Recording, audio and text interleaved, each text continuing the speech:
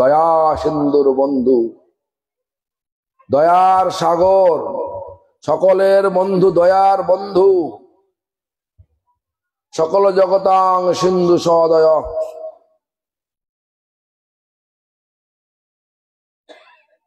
জগন্নাথ স্বামী নয়ন পথগামী ভবো তুমি। তাই আমরা অত্যন্ত ভাগ্যবান যে আমরা এই পরম্পরার সঙ্গে যুক্ত হয়েছি। কোন পরম্পরা? গৌড়ীয় সারস্বত পরম্পরা। পুরো পরম্পরার নামটা হচ্ছে এরকম ভাবে ব্রহ্ম মাধ্য গৌড়ীয় সারস্বত পরম্পরা। সারস্বত মানে শিল প্রভুপাদ ভক্তি সিদ্ধান্ত সরস্বতী গোস্বামী ঠাকুর। সরস্বতী ঠাকুর, সরস্বতী গোস্বামী প্রভুপাদ, শিল প্রভুপাদ। আমি যখনই প্রভুপাদ বলবো তোর ভাববেন যে শিল ভক্তি সিদ্ধান্ত সরস্বতী গোস্বামী ঠাকুরকে উদ্দেশ্য করেই বলছি শিল প্রভুপাদ। কেন 1918 সালে সমগ্র পণ্ডিত সমাজ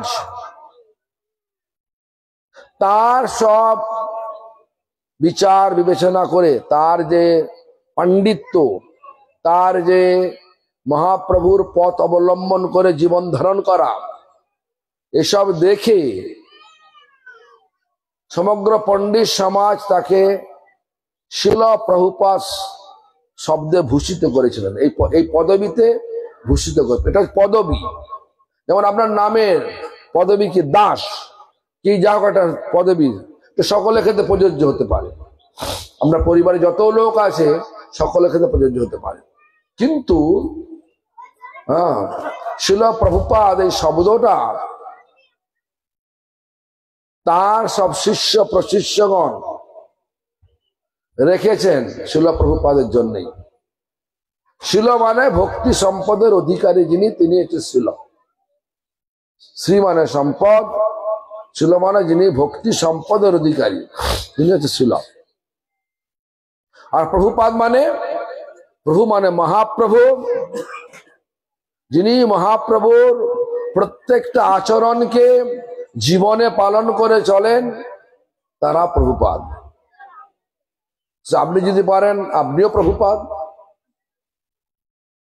তো শিল প্রভুপাদ চৈতন্য মহাপ্রভুর যে ভাষা, বৈষ্ণব ধর্মের যে ভাষা, আপনি আচরি ধর্ম জীবের শেখায়, আপনি না কইলে ধর্ম শিখানো না যায়। যা কিছু বলা হবে আগে আমাদেরকে আচরণ করে দেখাতে হবে। আচরণহীন প্রচার, সেই প্রচারে কোনো মূল্য নাই, সেই প্রচারে জগতের কোনো কল্যাণ হবে না, জগৎ চুলোয় যাবে। ভাষা দিয়ে ভক্তির প্রকাশ হতে পারে না। ভাষা দিয়ে মানুষের মনকে গলাতে পারা যায় সামান্য সময়ের জন্য, সর্বক্ষণের জন্য হয় না। কিছু লোককে সর্বক্ষণের জন্য বোকা বানানো যায় বটে, সব লোককে কিছুক্ষণের জন্য বোকা বানানো যায় বটে। সব লোককে সর্বক্ষণের জন্য বোকা বানানো কখনো সম্ভব নয়। সম্ভব? এই জন্য শিল প্রভুপাদ, আমি কেন বলছি শিল প্রভুপাদ? শিল প্রভুপাদ আগে আচরণ করেছেন। কি আচরণ? চৈতন্য মহাপ্রভুর ভাষার মধ্যে আমরা দেখতে পাই কি, হরের নাম হরের নাম হরের নামৈব কেবলম কলৌ নস্তেব নস্তেব নস্তেব গতিরন্যথা। হরিনাম হরিনাম হরিনাম একমাত্র, কখন না কলিযুগে, কলৌ মানে কলিযুগে, এছাড়া কোনো গতি নাই, এছাড়া কোনো গতি নাই, এছাড়া কোনো গতি নাই, এরকম বললেন। তো প্রচার করবেন, এই প্রচার করবার পূর্বে তিনি ব্রত নিলেন, সংকল্প করলেন। কি করলেন? আমি প্রথমে 100 কোটি নাম গ্রহণ করব। 100 কোটি।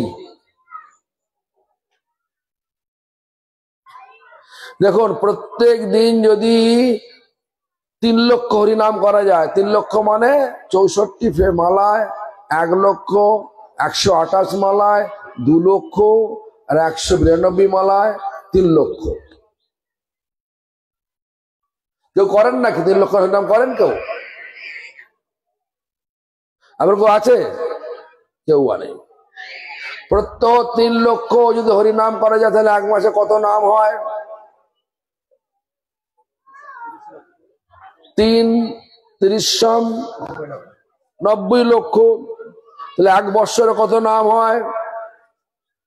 9 12 108, মানে 10 কোটি 80 লাখ, তাই তো? এইভাবে যদি নাম করা যায় তাহলে 9 থেকে 10 বৎসরের মধ্যে এই 100 কোটি নাম সম্পন্ন করা যায়। এই 9-10 বৎসর তিনি গোগ্রাসে, গরু যেরকম করে পায়, গোগ্রাসে ভোজন করতেন, মাটিতে ফেলে ভোজন করতেন, কঠোর তপস্যা। কেন?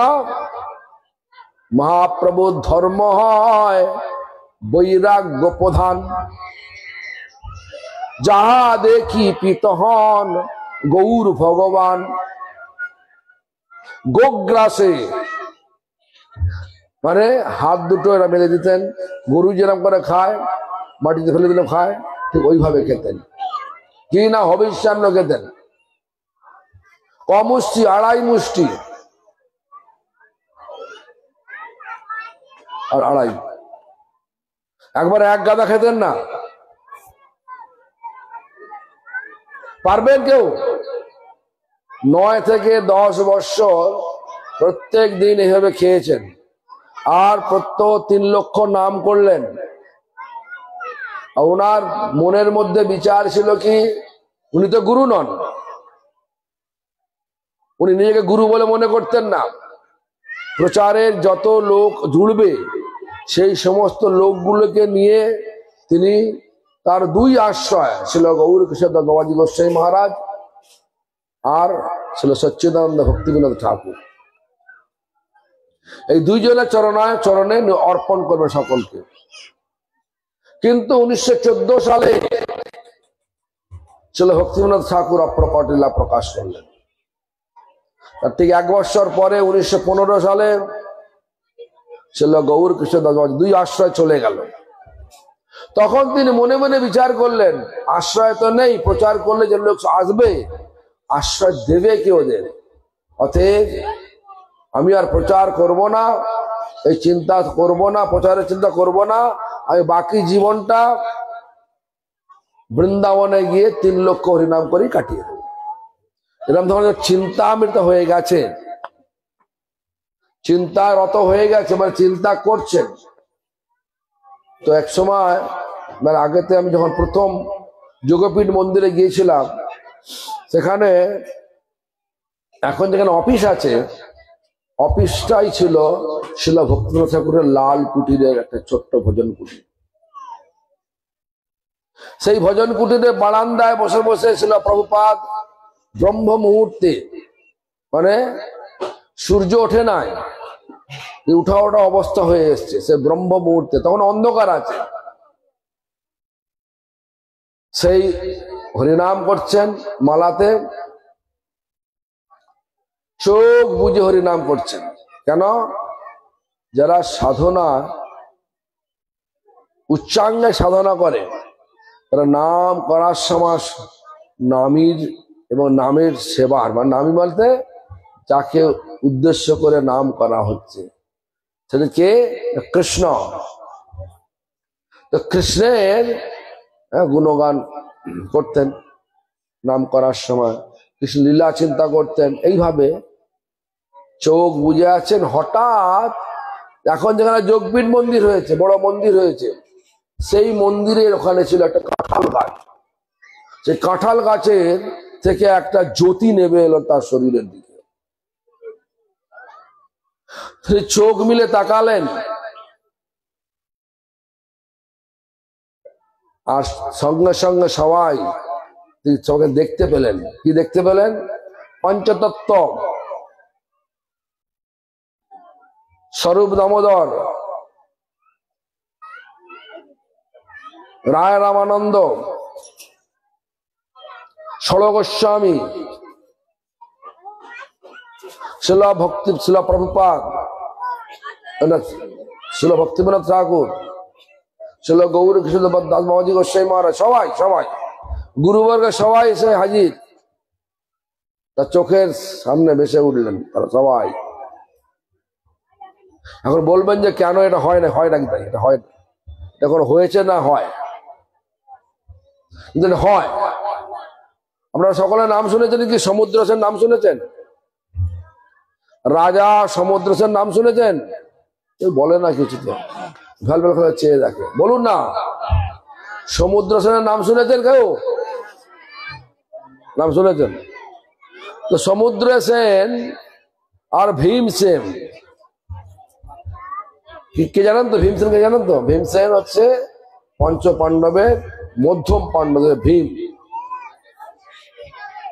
শ্রেষ্ঠ গদাধারী। যখন যুধিষ্ঠির মহারাজ রাষ্ট্র যজ্ঞ করবেন বলে সেই ঘোড়াকে ছেড়ে দিয়েছেন, কারণ ঘোড়া যে আটকাবে তাকে যুদ্ধ করতে হবে।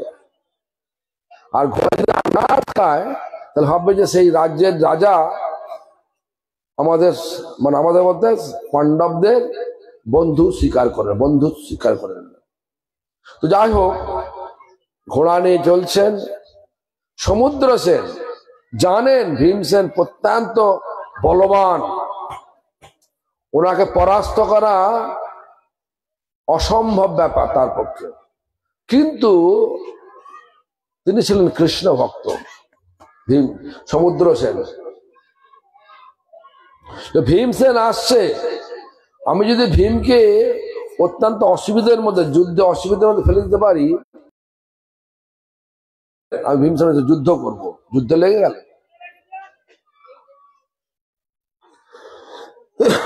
আর এই সমুদ্র সেন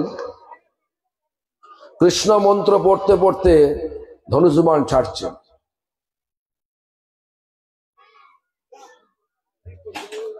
আর সেই ভীম তার ধনুষবাণের, সমুদ্র সেনের ধনুষবাণ জর্জরিত হয়ে ভগবানকে ডাকতে লাগলো।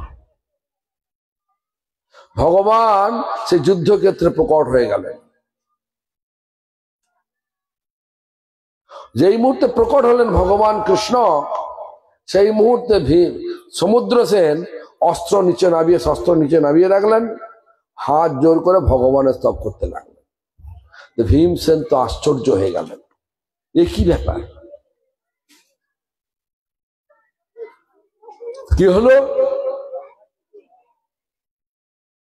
না, সমুদ্র সেন তার চোখে দেখা যাচ্ছে ভগবান এখানে প্রকট হয়ে গেছেন, আর কেউ দেখতে পাচ্ছে যুদ্ধক্ষেত্রে, আর কেউ দেখতে পাচ্ছে না। তেমনি করে প্রভুপাদের দৃষ্টিভঙ্গিতে সমস্ত আচার্যগণ এসে গেলেন। আর শিল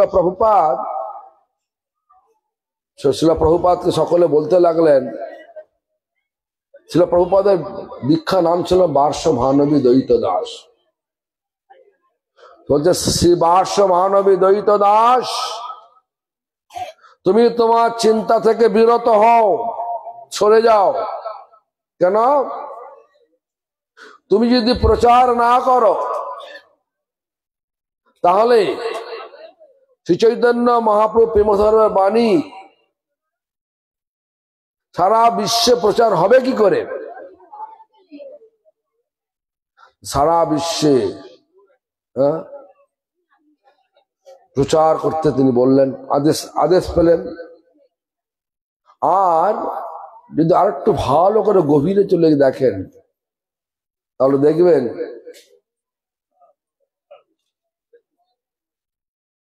যে শিল প্রভুপাদ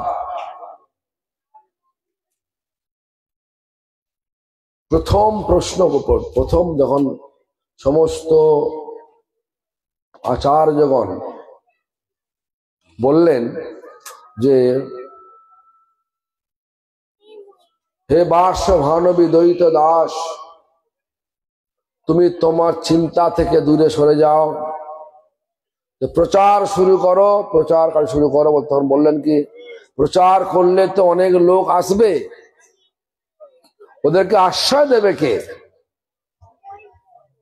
তখন তারাই সকলে মিলে বললেন, হে বার্ষ ভানবী দ্বৈত দাস, আমাদের পক্ষ থেকে তুমি সকলকে আশ্রয় দেবে। তারপর বললেন যে আমি যে প্রচার করব, লোকবল তো চাই, লোকবল সব আমরা পাঠিয়ে দেব। এই বিচার নিয়ে যদি আমরা চলি, তাহলে দেখবেন যে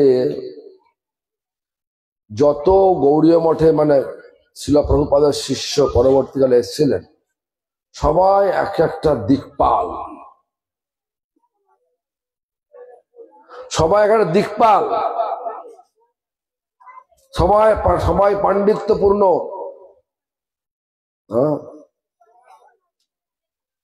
তো যাই হোক, এইভাবে শিল প্রভুপাদ পরস্পরে পরম্পরাক্রমে গুরু রূপে মানে আদেশ পেয়ে গুরু হয়েছিলেন। কিন্তু আমাদের আজকের বিচার কি, গুরু মরে গেলে ভালো হয় কেন? নিজেরাই গুরু হয়ে যাব। সত্যি না মিথ্যে বলুন না? বিভিন্ন জায়গায় কি হচ্ছে, গুরু থাকতেই গুরু হয়ে যাচ্ছে। কেন? গুরু ব্যবসাটা খুব ভালো ব্যবসা। মাসোয়ারা কি বাৎসরিক ভাবে গুরু আসবে প্রতিটা বাড়ি বাড়ি, তারা সুন্দর পয়সা দেবে, আবার খাবারও দেবে, দুটোই ভালো। কেন হবে না? কেন গুরুগিরি করব না? নাকি ভালোই তো হয়েছে, দু একটা শব্দ মুখস্থ করে নিলাম, আর তারপরে আওড়াতে লাগলাম, লোক আকৃষ্ট হয়ে গেল, শিষ্য হয়ে গেল। যত পরিমাণ শিষ্য তত পরিমাণ পেনশন আসবে প্রতি মাসে মাসে। এরকম একটা বিচার সকলের মধ্যে আছে, যার জন্য গুরুর একটা ট্রাফিক চলছে। গুরু ট্রাফিক অর্থ বোঝেন? গুরুর ভিড় লেগে গেছে, লেগেছে কিনা বলুন না? গুরুদের সব ভিড় লেগে গেছে। কেন? এই কলিযুগের পরিস্থিতি এরকম। সকলে চেষ্টা করবে কম খেটে একটু আরাম করতে, খাটবে কম, আরাম করে বেশি, সকলের মধ্যে আছে নাকি? তো গুরু হয়ে গেলে খাটতে হবে না তো, আবার প্রণামী দেবে, পা যাবে।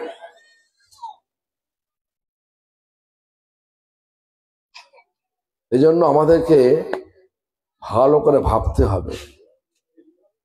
শিল প্রভুপাদ গুরুগিরি করেছেন কার আদেশ নিয়ে? মহাপ্রভু এবং তার পার্শ্বদের আদেশ পেয়ে তিনি গুরুগিরি করতে গেছেন। প্রভুপাদ আমাদের মতো রামা সামা গুরু ছিলেন না। রামা সামা গুরু মানে যেটা বাজারে 5টা গুরু পাওয়া যায়, সেই গুরুকে মতো আমি একটা গুরু পেলাম, এরকম নয়। শিল প্রভুপাদ পরমার্থ জগতে ছিলেন নয়নমণি মঞ্জরি পরমার্থে। তার বয়স ছিল 12 বৎসর। পরমার্থে তার বয়স সর্বক্ষণের জন্য 12 বৎসর।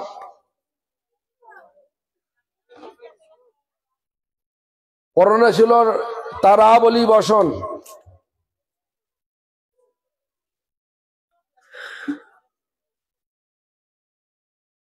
পরনে আর সেবা কি না? গান সেবা। এইভাবে প্রভুপাদ বর্ণনা করা হয়েছে। শিল প্রভুপাদ গুরুবর্গের আদেশ মতো প্রচার শুরু করলেন। প্রথম প্রচার কেন্দ্র আরম্ভ করলেন কোথায়? মায়াপুরে শ্রী চৈতন্য মঠ। আর শিল প্রভুপাদ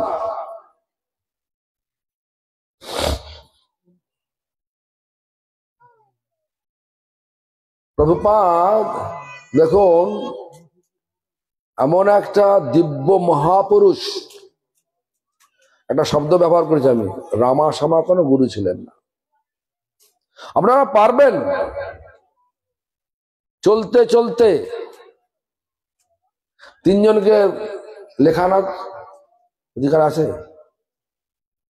তিনি মর্নিং ওয়াক মানে সকালে প্রাতঃভ্রমণ করছেন। তখনকার প্রভুপাদের সময় কোনো ডিকটাফোন ছিল না, কোনো টেপ রেকর্ডার ছিল না। ভক্তরা তো পেছনে পেছনে কাগজ পেন নিয়ে ঘুরে বেড়াতেন। শিল প্রভুপাদ যখন প্রাতঃভ্রমণ করছেন, তখন তিনজন ব্যক্তিকে তিন রকমের প্রবন্ধ লেখাচ্ছে। সেই তিনজনের মধ্যে ছিল একজন হচ্ছে আমার গুরুদেব পূর্ণমানন্দ দাস ব্রহ্মচারী নাম ছিল। পরবর্তীকালে যাকে বলা হয়, যাকে আমরা বলি ভক্তি প্রমোদ পুরী গোস্বামী ঠাকুর।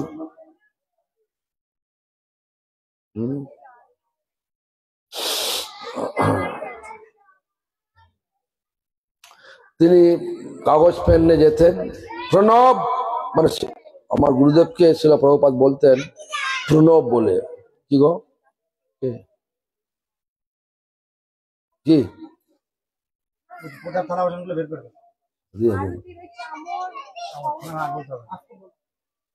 যাও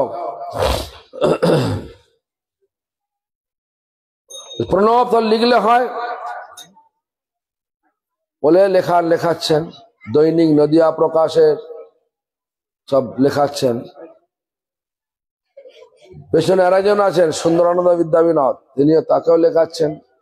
এবার সুন্দরানন্দ তোমার টার্ন, এবারে লেখো। চলছেন, দেখা হচ্ছে অন্যান্য মানুষের সঙ্গে, তার সঙ্গে বার্তালাপও করছেন। আবার তিনি আবার ডিকটেশন দিচ্ছেন।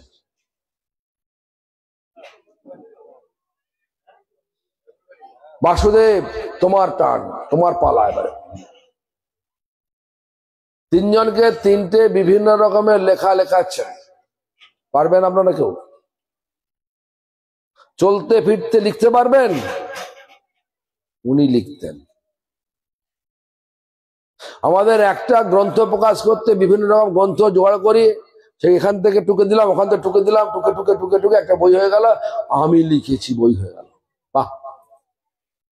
আর কিন্তু শিল প্রভুপাদ এরকম করেননি। এই জন্য প্রভুপাদকে বলা হতো জীবন্ত মানে অ্যালাইভ বৈষ্ণব এনসাইক্লোপিডিয়া, জীবন্ত বৈষ্ণব অভিধান হচ্ছেন শিল প্রভুপাদ।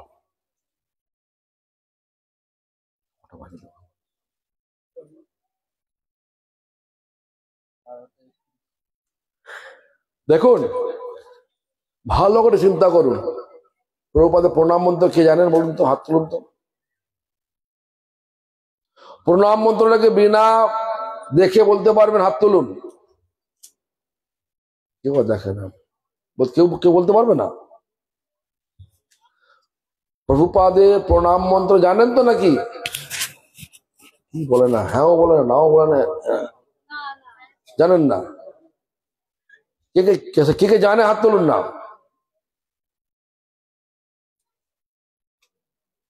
মাত্র তিনজন, তো বলো।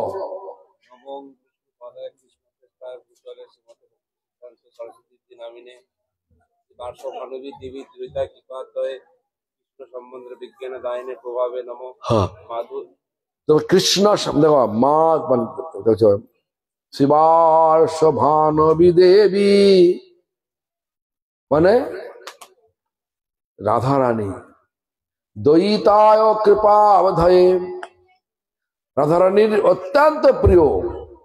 প্রণাম মন্ত্র যদি পাঠ করা যায় বুঝে বুঝে, তাহলে বোঝা যাবে প্রভুপাদ ছিলেন কে। শিবার্ষ ভানবী দেবী দ্বৈতায় কৃপা অবধয়ে, সকলকে কৃপা করার জন্য। কি কৃপা? কৃষ্ণ সম্বন্ধ বিজ্ঞান। আমরা তো জানি না সম্বন্ধটা কি নাকি সম্বন্ধ অভিধেয় প্রয়োজন। সম্বন্ধ কি? সম্বন্ধ হচ্ছে কৃষ্ণ। অভিধেয় কি? অভিধেয় হচ্ছে কৃষ্ণ প্রেম, এই কৃষ্ণ ভক্তি। আর প্রয়োজন কি? কৃষ্ণ প্রেম।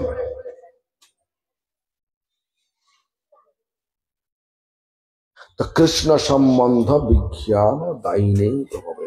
তারপরে কি বলছেন?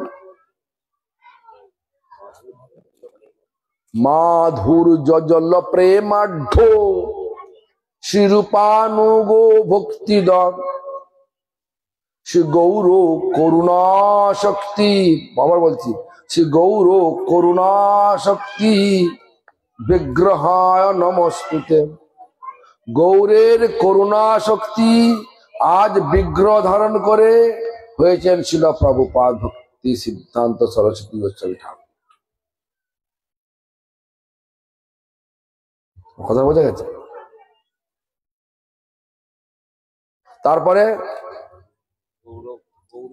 নমস্তে গৌরবাণী শ্রীমূর্তয়ে দীনতারিণে রূপানুগো বিরুদ্ধ অপসিদ্ধান্ত ধান্ত হারিণে। নমস্তে গৌরবাণী শ্রীমূর্তয়ে। গৌরের বাণী আজ মূর্তি ধারণ করেছেন। কি করছেন না? সকল প্রতি জীবকে উদ্ধার করার জন্য।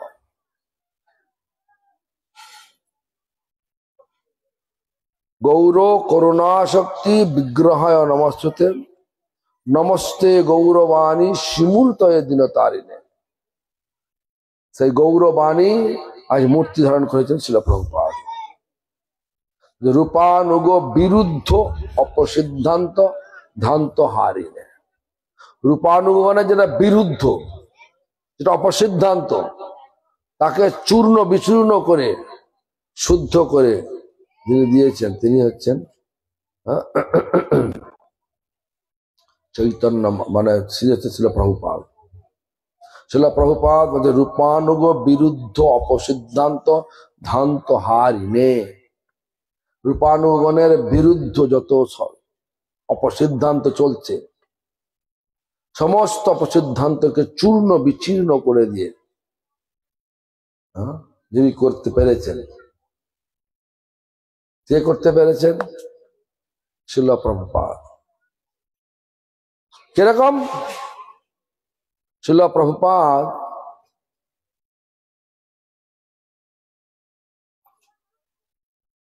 অত্যন্ত ডিটারমাইন্ড মানে একদম লক্ষ্যযুক্ত থাকতেন। যাকে দিয়ে যে সেবাটা করাবেন তাকে সেই সেবাটাই করিয়ে নেবেন। এক সময় আমাদের সম্প্রদায়ে একজন আচার্য রয়েছেন, তার নাম হচ্ছে শিল ভক্তি বিচার যাযাবর গোস্বামী মহারাজ। তো যাযাবর গোস্বামী মহারাজ তিনি পড়াশোনায় সেরকম ধরনের উঁচু ছিলেন না, কিন্তু একদিন এক সময় যে মায়াপুর মানে কি বলে কলকাতাতে বিশ্ব ধর্ম সম্মেলন শুরু হলো। এখানে হিন্দু এসছে, মুসলমান এসছে, সব ধর্মের লোক আছে। আর সেই বিশ্ব ধর্ম সম্মেলন থেকে পক্ষ থেকে গৌরী মঠকে নিমন্ত্রণ জানালেন। আর প্রভুপাদ গৌরী মঠের তরফ থেকে সেই ভক্তিবিদ যাযাবর গোস্বামী পাঠালেন।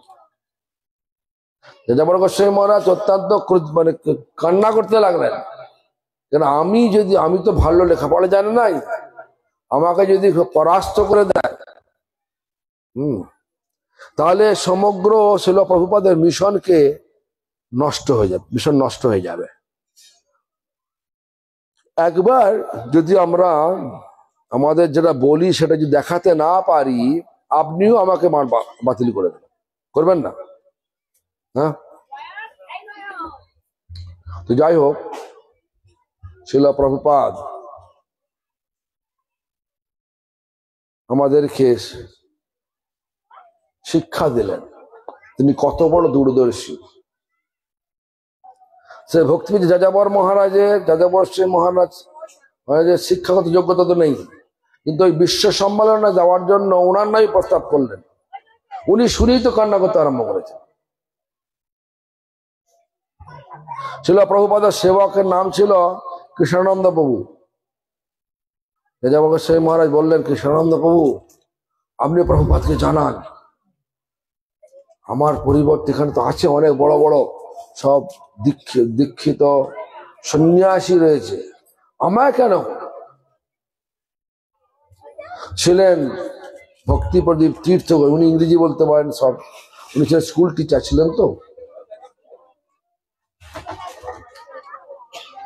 কিন্তু প্রভুপাদ যে মুহূর্তে শুনলেন যে যাযাবর মহারাজ কাঁদছেন, কেন কাঁদছেন? প্রভুপাদ বলতে কেন কাঁদছেন? কৃষ্ণানন্দ বলেছেন যে আমরা তো অনুমতি নেওয়ার জন্য, উনি নিজেকে অযোগ্য বলে মনে করছেন, তো আপনি যদি অন্য কাউকে পছন্দ করেন পাঠানো। প্রভুপাদ বললেন যে না, ওনাকেই করতে হবে।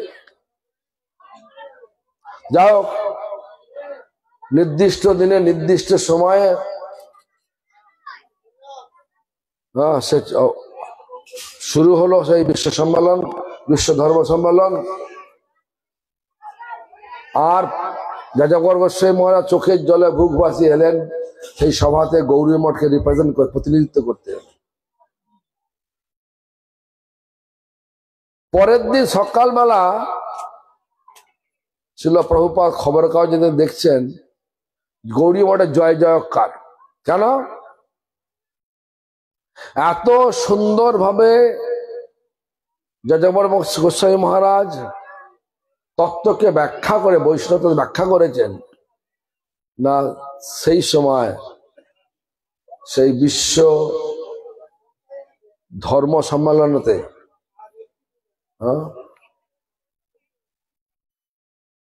বিশ্ব ধর্ম সম্মেলন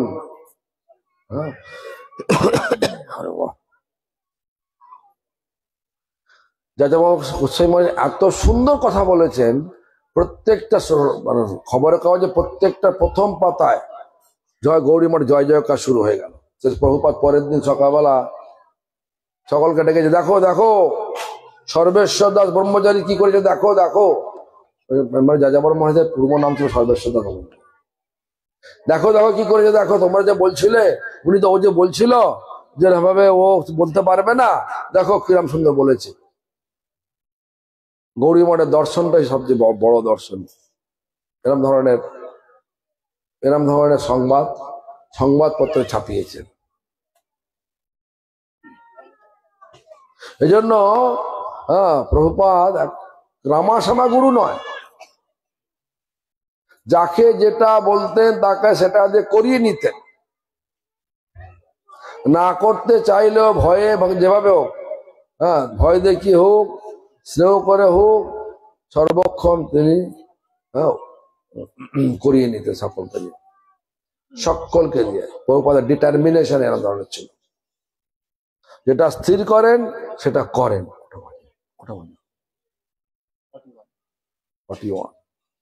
দেখুন, আমাদের আজকে খুব বড় ধর্মসভা আছে, নগর সংকীর্তন আছে, আপনারা সকল আসবেন। পাত্রপোলে যাবেন, পাত্রপোল 3টে থেকে ধর্মসভা আরম্ভ, 3টে থেকে পরিক্রমা আরম্ভ হবে, তারপর ধর্মসভা হবে। যাবেন?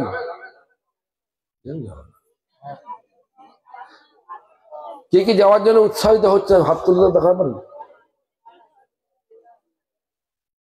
যাবে যাবে তো হাত ওঠাও না, হাত ওঠাও না। বাহ, যাই হোক, শুনুন সকলে, চলুন। কথা তো অনেক আছে, কিন্তু কথার আমি এখানে বিশ্রাম দিলাম। এরা তো আমাকে না খাইয়ে ছাড়বে না, আর 3টের মধ্যে ওখানে যেতে হবে, ওখানে ঠিক পৌঁছতে হবে। যাই হোক,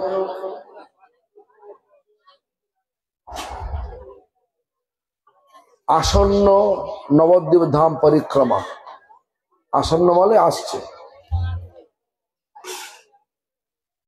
নবদ্বীপ ধাম পরিক্রমা গোপীনাথ গৌরী মঠ থেকে অন্যান্য বৎসর না এবৎসর হবে না তা নয়, হবে।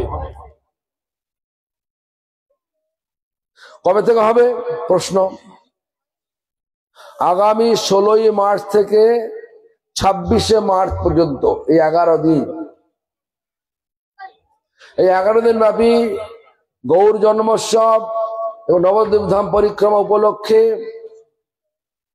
আমি আমাদের মঠ শ্রী গোপীনাথ গৌরী মঠের পক্ষ থেকে এবং ব্যক্তিগত আমার পক্ষ থেকে জানাই সকলকে সাদর আমন্ত্রণ।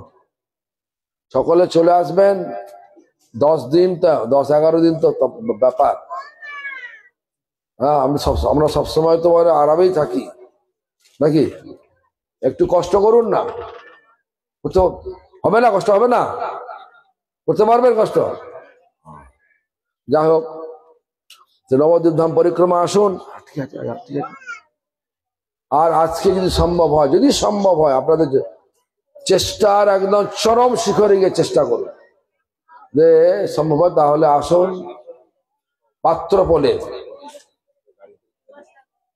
পাত্রপলে আমাদের 3টে থেকে নগর পরিক্রমা শুরু হবে। তারপরে সম্ভবত আমরা ফিরে আসবো 4:40-এর মধ্যে। তারপরে আমাদের হরিকথা শুরু হবে।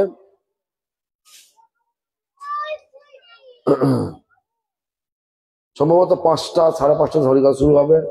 আশা করি 7টার মধ্যে শেষ হয়ে যাবে। আপনারা নিশ্চয়ই বাড়ি আসতে পারবেন নাকি?